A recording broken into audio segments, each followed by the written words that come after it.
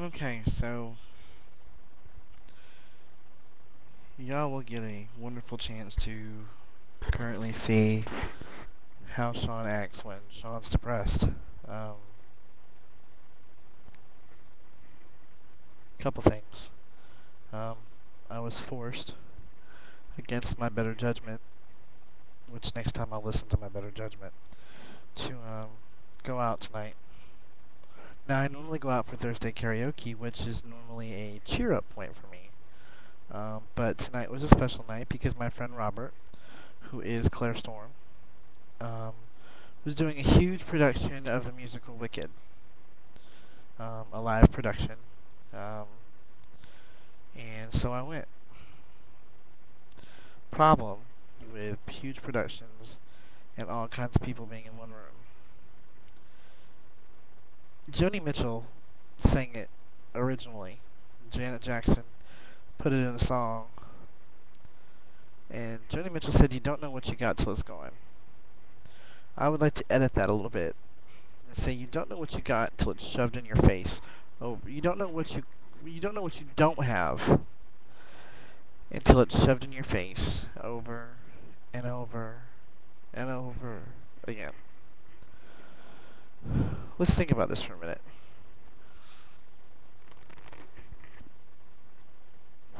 I'm 29 years old. Next to being a relatively large person, which don't get me started on that because I happen to think that these skinny bitches out here are fucking unhealthy, especially in the gay community. All these little anorexic, snorting crack up their fucking nose, taking any dick they can get their hands on. It's just disgusting. I am a big, somewhat quasi-healthy man. And I'm fucking proud of it. So we'll get that out of the way now. Yes, when I'm depressed, I cuss a lot. If you don't like it, fucking hit the stop button and back up.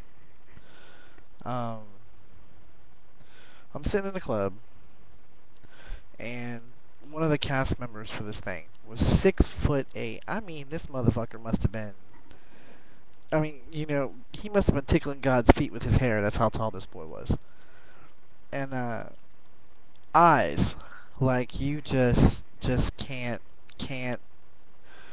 I mean, just eyes, just windows. I mean, he was beautiful from head to toe. He was beautiful, and he wasn't skinny. He had a little pot. He had a little pot.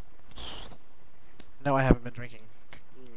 Swear to God, but he had a little pouch, and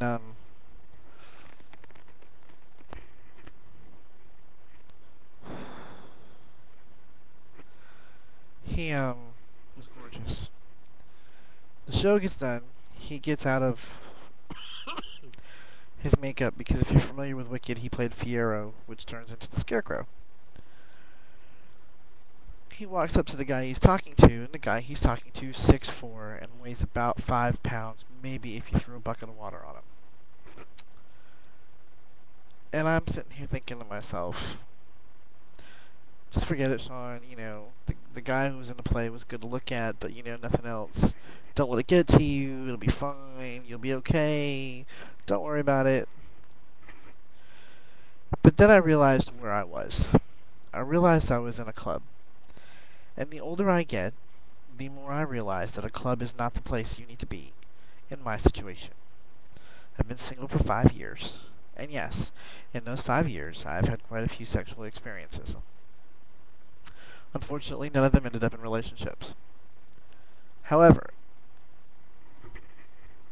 what kills me, what I don't like, what I don't get,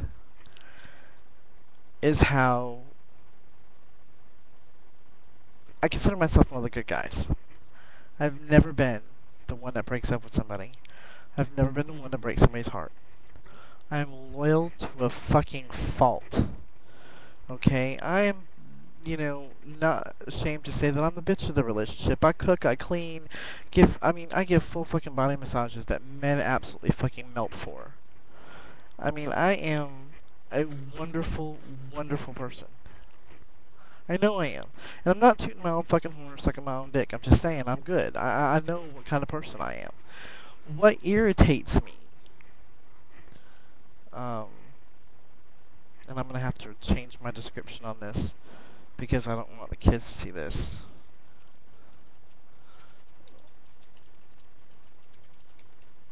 what irritates me most of all is all the guys go for assholes.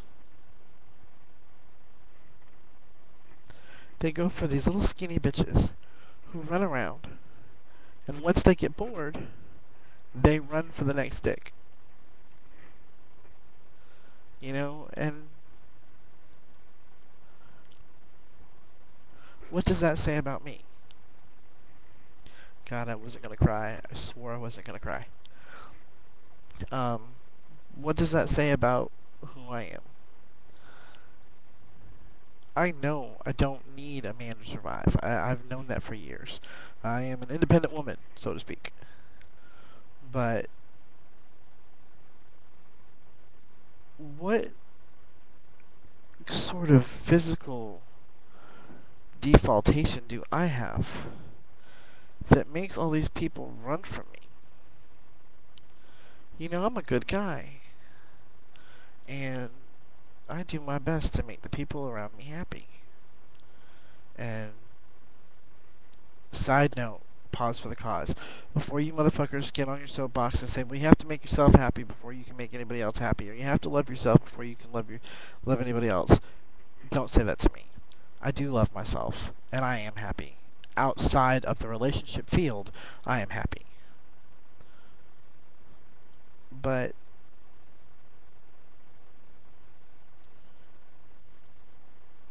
my mom and dad were my guiding light when I was a kid.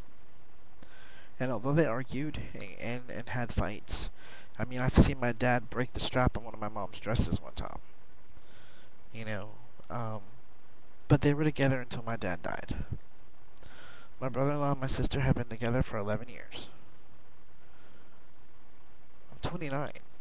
I wanted to have a relationship by now, you know?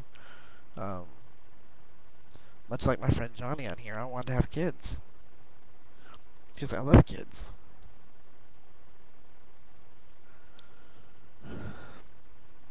But for some reason, I'm just not relationship material to the fags in this world. And that hurts.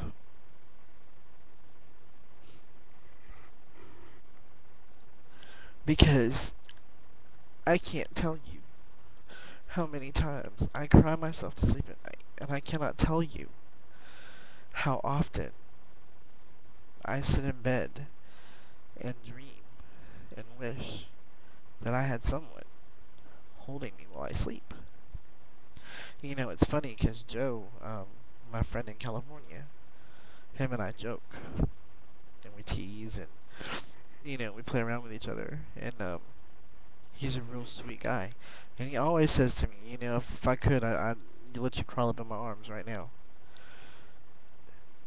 And do you know, it amazes me that a straight man who has a wife that he loves and adores more than anything on this planet is more willing to hold me than somebody of my own sexual orientation.